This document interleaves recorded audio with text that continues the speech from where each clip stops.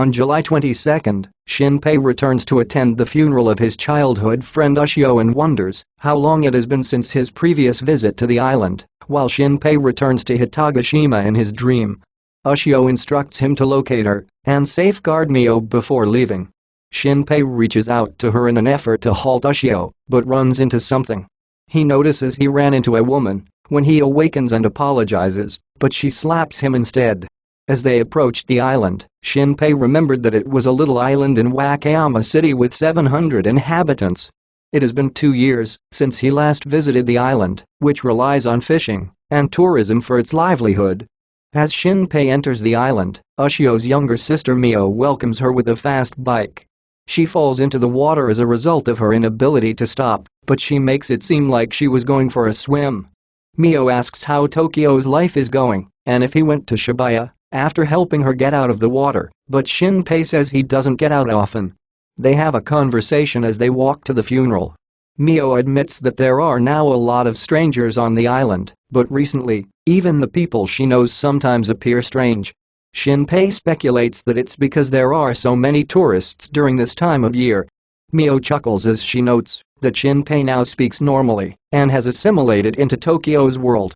Shinpei recounts at the funeral that he lost his parents 10 years ago and was adopted by the Kofune family, making Ushio not just a boyhood buddy, but now family. Shinpei refused Ushio's request to make her curry before they left the island, saying he would do so the next time, but that time never came. Sue sobs while hugging Shinpei and explains that Ushio tried to save a child but drowned in the process. Sue begs Shinpei to hit him till he feels better and apologizes for being helpless. Shinpei insists that everything is great and that he is able to remain composed because everyone is sobbing. When Shinpei learns that Sue's father conducted a necropsy, he is curious as to why. Shiori Kobayakawa hasn't spoken since Ushio saved her, Sue says, pointing at Shiori as proof.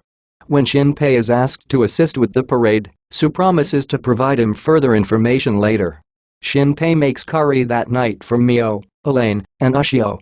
An officer observes Mio standing outside the house and staring at it. Sue reached Shinpei after eating to explain that his father was only there for the police's research and did not perform a necropsy. Still, they discovered signs of strangulation on Ushio's neck, suggesting that she may have been killed.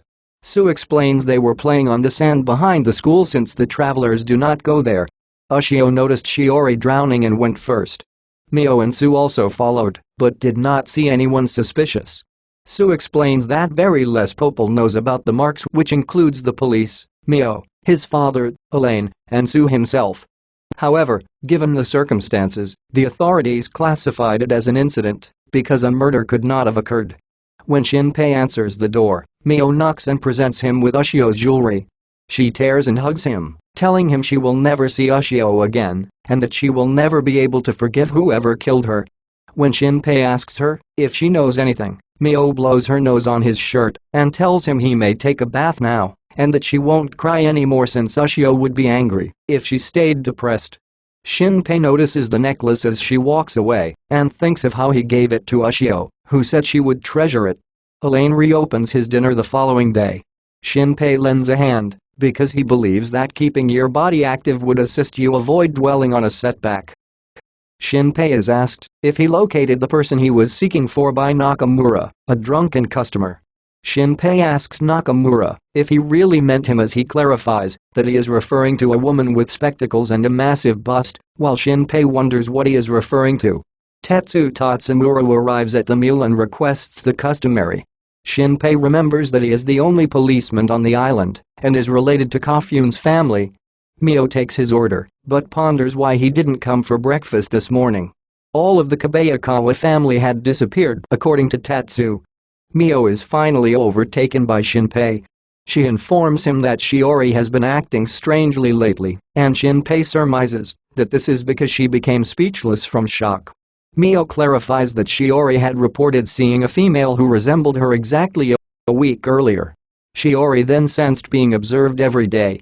Suddenly a man named Genjiro Nezu, who is a hunter, appeared, asked that if it isn't the shadow. According to Genjiro, it is the shadow sickness, an illness that is unique to this island, and that was rather widespread prior to the war.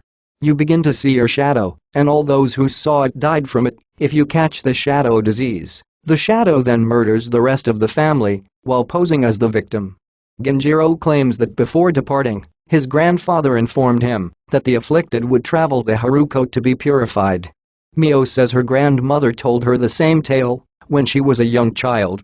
Mio noticed Ushio's shadow 3 days prior to his passing. Ushio noticed her shadow while she and the others were picking up trash, and she pointed it out to Mio. Shinpei assumes it's a prank, but Mio insists it's real, and the shadow vanished right before their very eyes. Shinpei suggests they visit Haruko as the man advised since Mio hasn't shared this information with anybody else. The Hito shrine in the northern region is known as Shiruko, as Shinpei recollects. Shinpei tries to enter the door at the shrine, but it is locked. A figure moves and starts to run as Mio turns to face the jungle. Shinpei is ordered to chase after Shiori by Mio after she claims to have seen Shiori. When they are unable to locate her, Shinpei begins to question whether it was really Shiori, and if yes, then why she would have fled from them. They react by running in the direction of the gunfire. In the end, Shinpei discovers the eyeglass-wearing woman he ran into on the boat bleeding from a gunshot wound. As Mio runs for rescue, she panicked and tried to send Shinpei to help THT women. Before she can finish, the woman is shot in the head, explaining that she failed and asking Shinpei to pay attention. Shinpei then turns to see Mio carrying a revolver and holding a second Mio prisoner, while remarking that her father always maintained that the service wasn't complete until the dishes were done and everything was cleaned. She then pulls the trigger, killing Shinpei and Mio by shooting them both in the head. Later, Shinpei awakens on the boat and runs across the glasses-wearing woman once more. And the episode ends. To watch more anime recaps and explanations, subscribe to the channel and tell us what anime recap you want by commenting it.